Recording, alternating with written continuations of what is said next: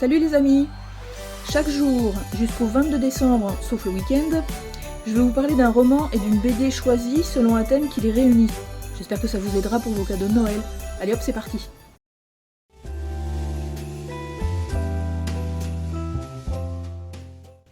Alors aujourd'hui, le thème va être documentaire.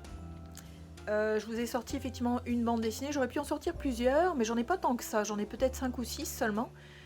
Pas forcément très attirée par le genre, mais les quelques documentaires que j'ai lus en fait m'ont un petit peu réveillé le ciboulot. Donc j'ai effectivement envie de vous le partager. On va effectivement encore commencer par la bande dessinée. Là on parle de Joe Sacco. J'imagine qu'il doit être un petit peu connu effectivement du monde BDiste parce que c'est un reporter dessinateur. Il a écrit quand même un petit paquet en fait de bandes dessinées sur certains thèmes précis. Notamment, apparemment, il y a Gaza 1956, que je n'ai pas lu en fait, mais j'en avais acheté une autre aussi de lui, et j'aime beaucoup. J'aime beaucoup en fait sa vision des choses. Là en fait on parle de, donc c'est chez Futuropolis, et on parle de payer la terre. Alors là, il va en fait à la rencontre des Premières Nations des territoires du Nord-Ouest canadien, donc les Dénés, qui signifie le peuple, donc c'est vraiment indissociable en fait des Premières Nations. Et c'est extrêmement intéressant, c'est vraiment, encore une fois c'est documentaire, donc on a l'impression de les connaître, puis finalement on les connaît pas du tout. C'est sûr que la bande dessinée en fait doit dater d'un petit temps, de quelques années, mais ça n'empêche pas effectivement que ça reste d'actualité, parce que c'est une nation qui existe encore aujourd'hui évidemment, et qui rencontre des problématiques assez pointues. Le dessin en fait de Sacco est quand même assez particulier, mais extrêmement réaliste. Ça se lit quand même assez bien, c'est quand même assez chargé, toujours, il y a quand même beaucoup d'informations. Il décrit effectivement son parcours en tant que journaliste à la rencontre de cette nation-là, et de montrer en fait ce qu'ils vivent, donc que ce soit au niveau social, au niveau politique, au niveau famille, au niveau se loger, de quelle façon effectivement ils ont les relations qu'ils ont avec donc, les Canadiens finalement. Donc c'est vraiment intéressant. Ils parlent de religion aussi, de quelle façon ils appréhendent de religion. Ils appréhendent la nature parce qu'ils vivent aussi extrêmement proches de la nature. Il aborde beaucoup de thèmes là-dedans en fait qui sont liés à cette nation-là. Donc c'est vraiment extrêmement intéressant si vous êtes effectivement intéressé par le thème des Amérindiens, des Premières Nations, de quelle façon effectivement ils vivent aujourd'hui en fait. C'est vraiment intéressant. Alors, remarquez, en fait, au niveau dessin, ça donne ça. Donc c'est quand même assez carré. Là. Ça fait quasiment photo en fait. C'est assez spécial. Ces personnages aussi en fait sont extrêmement reconnaissables. On dirait quasiment des photographies en noir et blanc.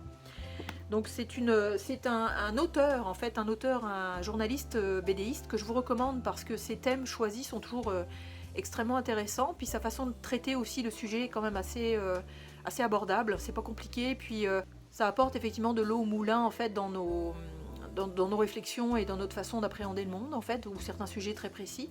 Donc c'est une bande dessinée que je vous conseille beaucoup. Et alors comme je suis pas très documentaire effectivement, j'ai pas forcément le réflexe d'aller voir des vidéos sur YouTube sur certains thèmes, etc. Même si effectivement l'écologie m'intéresse énormément.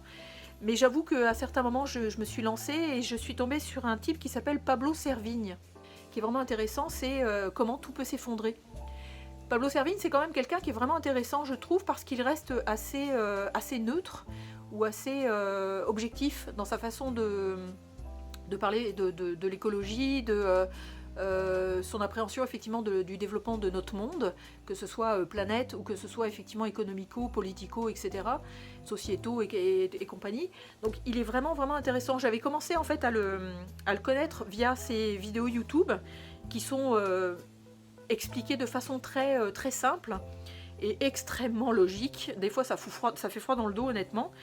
Et du coup je m'étais lancée dans la lecture de ce petit fascicule là. Bon, ça date quand même de 2015, donc il y a des données statistiques qui ont quand même évolué depuis, ça fait quand même 8 ans là. Mais ça peut être intéressant effectivement de trouver peut-être, moi je vous propose celui-là, mais probablement qu'il a dû en écrire d'autres depuis. Et si jamais vous voulez effectivement découvrir ce qu'ils appellent la collapsologie, donc effectivement ce serait plus l'effondrement du monde. C'est pas négatif, c'est pas extrêmement pessimiste, c'est juste des faits. il y a une démonstration effectivement intéressante parce que objectivement, ça montre, en analysant des statistiques, des chiffres, des situations cataloguées, documentées, etc. Ça démontre effectivement où est-ce que la Terre s'en va. Donc ça peut être vraiment intéressant. Bon, je vous conseille d'aller voir aussi certaines vidéos de ce type-là parce que, je vous dis, il est extrêmement abordable, puis il est très compréhensible. Donc, et très... il est très à son affaire aussi, donc c'est vrai, il est vraiment intéressant.